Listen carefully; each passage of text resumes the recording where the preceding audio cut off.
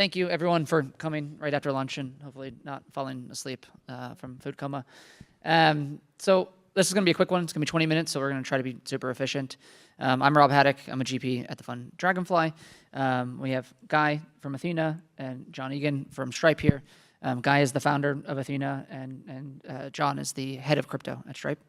So we're just going to get right into it. So, Guy, can you tell us a little bit about SUSD, USDE, what that is optimized for, how that is different from USDC, USDT, which I assume most people here are familiar with, and what your product is optimized for? Yeah, sure thing. So I guess a bit of background on Athena for anyone that doesn't know. Came out to market about a year ago with the product, and it looks quite different in terms of its construction versus normal fiat stablecoin. So the idea here is instead of holding T-bills in the backing for what you're representing as a digital dollar on chain, you're essentially taking crypto collateral and then delta hedging that collateral with derivatives, and that allows you to issue what we call a synthetic dollar. One of the interesting byproducts of that is that you're capturing a huge interest rate within the crypto markets, which is known as a funding rate. And so when traders are trying to be long derivatives on centralized exchanges or on chain, there's an interest rate that they're willing to pay in order to do that. And you can really think about Athena as really supplying capital into these derivative markets and then capturing an interest rate in exchange for doing that. So I think that was like one big piece for why Athena's product was interesting to people, was that it was a really untapped piece of the market where no one had really captured or tried to tokenize this enormous source of cash flow that sits within the futures market. And one of the interesting pieces that we sort of made that yield bearing in a token that sort of looks and feels like a stablecoin that you can start to use as collateral in a bunch of different places, both within crypto and on chain, and then within CeFi as well. So I think at a very high level, we sort of see 4 different use cases in the world right now for stablecoins. I think you've got payments, and I'm sure we're going to talk about that as a heavy piece through today. But then I think the core use cases that we see people using stablecoins for right now is really trading collateral within exchanges. So just using USDT to buy crypto on Binance is obviously one of the largest use cases that you see now. Another one is sort of dollar rails for anyone who's existing outside of the US banking system. So just being able to hold a dollar in an emerging country is a huge benefit for these people as just a store of value. And I think the places that Athena is trying to actually target and say that we can do things better than existing fiat stablecoins is where you're really trying to use it as collateral within DeFi, or for when you're trading on centralized exchanges, where being able to capture that interest rate that I described is a really powerful differentiating factor versus the existing product. So collateral, that's what you think is the main use case today, or the main product market fit. Obviously, there are also centralized versions of things like Hashnote and Ondo, and Circle acquired Hashnote last year, and those are trying to do somewhat similar things, or at least be used for the same types of use cases. Why is USDE a better product for that? Yeah, I think it's just the interest rate on treasuries is not interesting enough to most people within crypto, which just have a very different cost of capital. So generally within crypto, you can sort of think about the funding rate really as the average cost of capital for dollars within the system. That's generally averaged anywhere between 10 to 15 to 20% in most years. And so 4% on T-bills is just not interesting enough to most people. I think another piece that people sort of overlook a little bit is that being able to generate 4% for your collateral sitting on centralized exchanges is pretty insignificant actually relative to the liquidity benefits that you actually capture by using stuff like USDT. So if you're speaking to a high frequency trading shop or a market maker, when they're coming in and out of trading pairs 1,000 times a day, just being able to save 1 basis point on that trade is worth 100 times more than earning 4% on that collateral with the T-bill. So I think it really is just a cost of capital sort of issue where T-bills aren't really well suited for the cost of capital within crypto. Got it. So you mentioned payments as another use case. Obviously, we have John here from Stripe. John, tell me a little bit about why stablecoins are so interesting to Stripe. You guys obviously have a humongous business, 1.4 trillion of transaction volume last year. You acquired Bridge, and you talked about stablecoins in your annual letter, even though, at least today, it's likely de minimis towards your business. Where do you see the market going? Why are you so excited about it? Yeah, I think it's I think we're trying to make it pretty clear that we consider stablecoins and the sort of economy that they're enabling to be just native to Stripe's core vision. I think if you look and go read that annual letter and you see sort of the reasons that Patrick and John really laid out for why we think stablecoins are valuable, he had sort of the 4 points in there around speed, around cost, around default global availability, and programmability, right? And like, if you sort of squint, these are all things that like Stripe has been promising developers since the very beginning, right? Except on top of this kind of traditional financial ecosystem. And so stablecoins really are an accelerant to us from that standpoint in a number of ways. If we take payments very specifically, I think it's easy sort of in this room to really think about it from a like, okay, what are all the things we can create that are sort of new with stablecoins, and what are all the like brand new companies we can go build with it? But for a lot of merchants, they're really just looking for that global access that stablecoins are starting to enable. You can think of them a little bit more like, okay, I'm a US multinational and I want to take payments from Sweden. So naturally, I'm going to go and hit that little button to turn on Swish, right, to enable a local payment method in that country that then settles locally for me as fiat. It's the same thing for crypto for a lot of these companies, especially stablecoins, where it is, what is the one button I can click that turns on a global LPM and enables access to a currency type that's rapidly being held. So you're correct that like the primary store for stablecoins today is on centralized exchanges and sort of as a settlement layer, but that's starting to change. Right? What we're starting to see is a rapid growth in use for commerce, especially B2B, but also C2B. And so Stripe is really right there. We're very well positioned in our existing merchant relationships to go and enable that transaction layer to be as easy for the consumer as it is for them to make a credit card payment. So, you kind of started talking about it, right? That, there's 225 billion of stablecoins today. Most of them are in CeFi or centralized exchanges or DeFi. Most of them are used or are being used for collateral for trading purposes or some sort of financial primitive. And payments is not something that stablecoins are being used for, at least as large as we would like, or as much as the conversation around it would suggest, I would say. What is the main reason for that? Is it the intermediaries haven't been there that are able to do on-ramp, off-ramp? Have there just not been sophisticated actors like yourself that have come into the space yet? What has caused that to not take off in the way that we would have expected today? So I think it's a mistake to think we're too late, right? Like this is a classic crypto fallacy, is we think that we're late, right? We're really early. The inflection point for stablecoins having sort of payment type utility is really only happened in the extreme near history, right? Maybe over the last year. And so the centralized exchange usage was really fantastic in terms of just proliferating these coins all over the world. And now the people who are holding them are looking for utility, or they're looking to get more access to those coins. And so I would kind of challenge the base point of like, it's not where it ought to be, right? It's like early and growing exponentially and starting to be more interesting to larger and larger businesses. And it's actually really starting with businesses that care most about global access, right? So sort of multinational access. We're seeing rapid growth from AI companies doing billing, right? For like other global businesses that are starting up in that space that want to pay with dollars. We're seeing like rapid growth from companies like Remote.com that are doing global workforce payments where Dollar Access wants more access. And then you've got like Bridge, who is now part of Stripe, which is super exciting. Doing things like orchestration for like large multinationals like SpaceX, who have to operate in local markets all over the world, but want to be able to repatriate those funds aggressively. So I think we're right where we ought to be. And it's sort of the perfect moment for a company like Stripe to go and create that utility. I say a lot of the time, like we're really not the evangelists in this space, right? Our job is to provide utility to our merchants to access trends in terms of payment methods that consumers would prefer. And so I really see us sort of standing right there and being right where we ought to be in terms of that inflection point and that adoption curve that we're seeing with stablecoins today. That's great. Okay. So obviously you mentioned USDT and USDC. I assume that's most of the flow that you see today is those two stablecoins. So on Stripe, primarily USDC. USDC. But yes, if you look at the data, right, USDT, globally, USDC, right, those two. Yeah. Yep. How, Guy, do you think there's a world in which USDE and other, call it more on-chain DeFi native stablecoins can bridge the gap to Stripe? And I'd be interested in John's perspective too after you answer.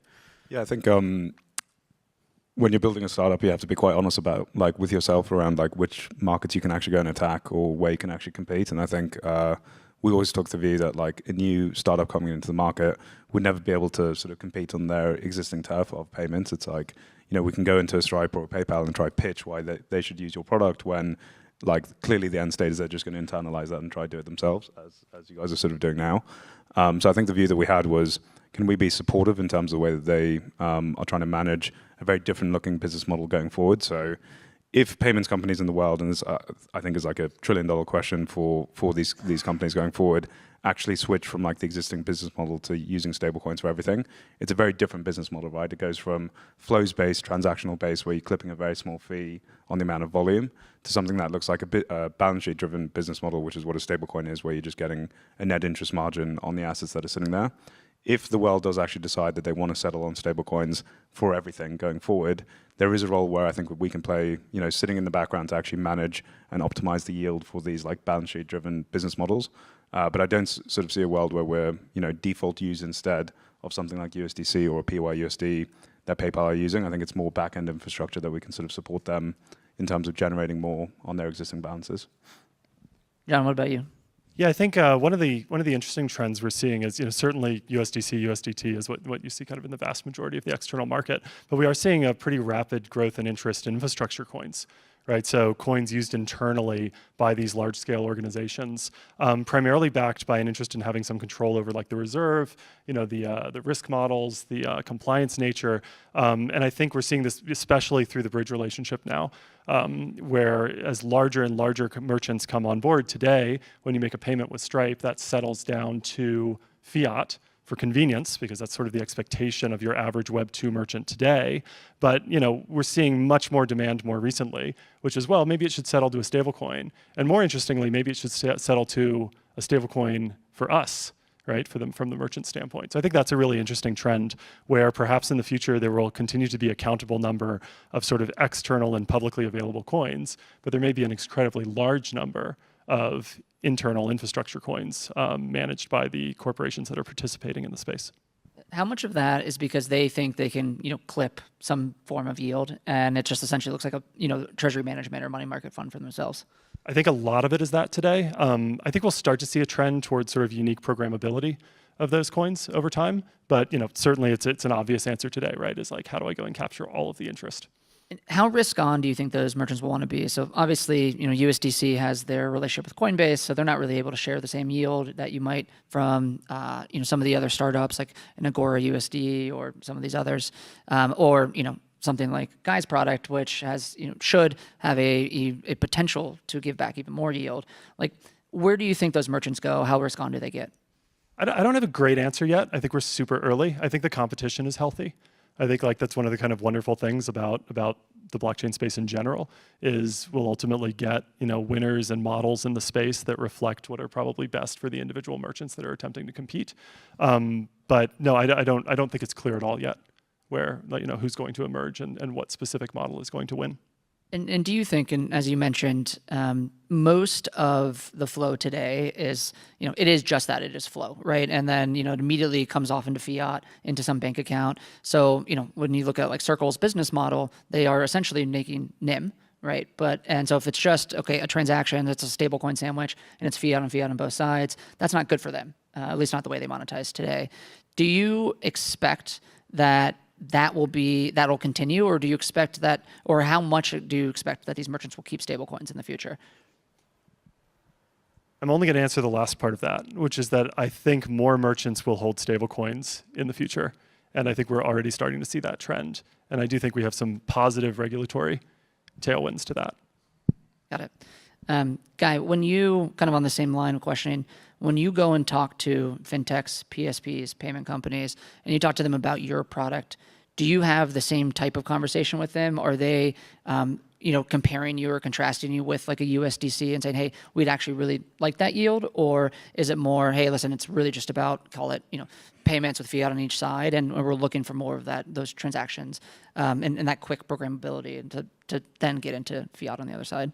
Yeah, I think there's a natural sequencing here where, the entrance into the market, as we were saying, has only really been in the last year, I think, for payments companies. And I think there's, what we're doing, I think, is just 2 or 3 steps ahead of just getting your foot into the market in the beginning. So I think they definitely have a view, and it sort of changes definitely with the interest rate cycle as well going forward, where, holding USDC or T-bills right now is like on decade long measures like one of the most attractive times to sort of have that as a business model.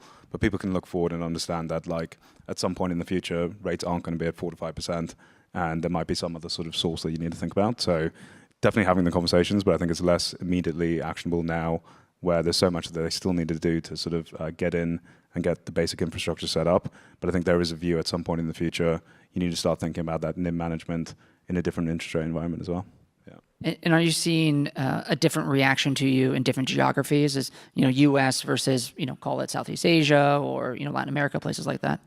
Yeah, I mean, we when we rolled out the product, we actually didn't sort of serve a retail user base within the US, and so at the moment it's actually less focused on the US in general. Generally found, I think, more traction within Asia, and I think that that's actually where sort of the center of gravity for crypto sort of sat in the last administration. Obviously, it feels like it's changing quite a bit now. But yeah, I think our presence here is almost zero on like the retail side, and hopefully sort of get to an environment where that can change. Yeah. And John, how do you think about that geographically in the way you play? And you're mostly focused on USDC, and it's mostly been a US business. And how do you think about those domestic payments or domestic use cases versus international ones? Yeah, I think maybe the most interesting sort of domestic use cases, at least as it relates to kind of the cross between the US and the rest of the world, has to do with sort of the marketplace use cases, right? Where it's generally a US entity sort of running the marketplace, but it's international players, and the stablecoin becomes sort of that common currency that's used both within the market and outside of the market. So you're not having an FX moment every time you're coming in and out. We're seeing a pretty interesting sort of closed loop situation evolve for those types of organizations, where it becomes lower barrier than for the international participants in the marketplace who are buyers to then turn around and be sellers, or the other way around, because they're utilizing that one currency without coming in and out of the local fiat, which I think is like a really interesting trend, in that space. In terms of the other parts of the businesses, the pay-ins business, right, the payments business, the local payment method for the world business, like that's very much a global business. We really see that everywhere, and we see it in interesting ways. We see it both in like small payments just from around the world, but we see these kinds of sort of like large-scale B2B payments as well. I think the AI use case, there was a company,